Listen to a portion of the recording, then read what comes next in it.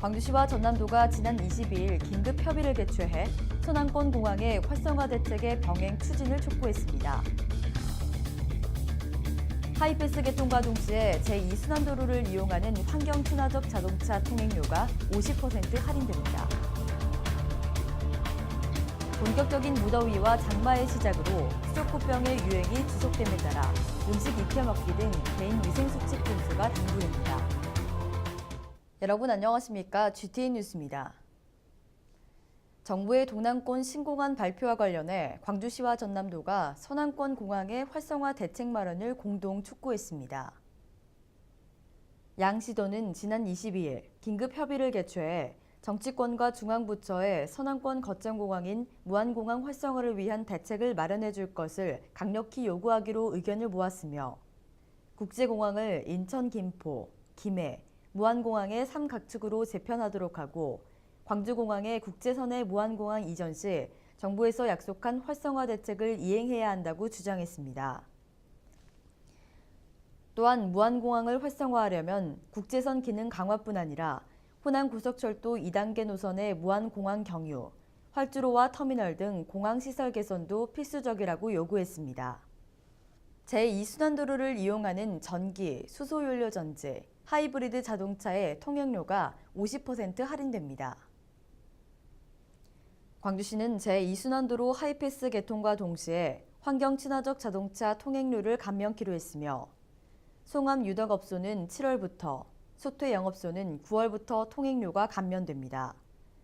감면 방법은 환경 친화적 자동차 소유자가 신청서와 자동차 등록증 사본을 광주시 도로과에 팩스 또는 이메일로 제출해 감면 카드를 발급받으면 되며 카드 발급비는 무료입니다.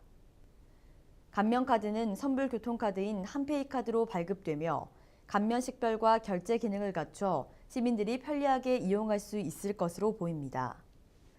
광주시는 최근 감염병 표본 감시 결과 수족구병 등 감염병 발생이 증가할 것으로 보고 개인 위생 수칙을 지켜줄 것을 당부했습니다.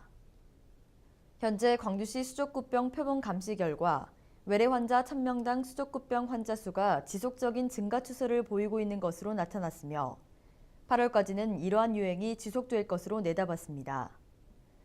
수족구병은 영유아에게 발생하는 바이러스성 접촉성 감염병으로 발열, 피부 발진 등의 증상이 나타나는 질병이며 뇌수막염, 뇌염 등 중증 질환이 동반될 수 있어 주의가 요구됩니다.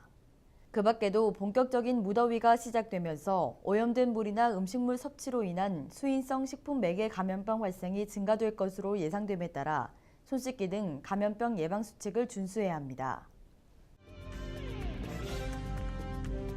다음은 GTN 단신입니다. 광주시가 중국 비즈니스 스쿨 운영 민간 위탁 대상기관을 공모합니다. 중국 비즈니스 스쿨 운영은 국내 교육과 기업 인턴 교육, 취업 연계 등을 사업 내용으로 하며 광주시에 거주하고 최근 3년 이내 무역업 및 창업 관련 프로그램 운영 실적을 보유한 대학, 법인, 단체 등은 신청 가능합니다. 신청은 6월 28일까지 광주시 일자리 정책과를 직접 방문 접수하면 됩니다. 광주시가 광주시 청년정책위원회 위촉 위원을 공모합니다. 청년정책 기본계획과 시행계획의 수립 및 변경 등의 기능을 수행할 11명을 모집하며 청년단체에서 활동한 경험이 풍부한 청년을 대상으로 접수받습니다. 신청은 오는 7월 8일까지 청년인재 육성과 이메일, 팩스 등으로 접수하면 됩니다. 광주시가 제24회 기술장을 선발합니다. 기계금속, 전기전자 등 4개 분야로 선발된 기술장에게는 총 600만 원의 장려금을 지급합니다. 현재 관내 제조업체에서 10년 이상 근무하고 불량률을 낮춘 공적이 있는 자를 대상으로 선발하며 신청은 오는 7월 31일까지 광주시 기업육성과를 방문하거나 우편 접수하면 됩니다. 이상으로 GTN 뉴스를 마칩니다. 시청해주신 여러분 고맙습니다.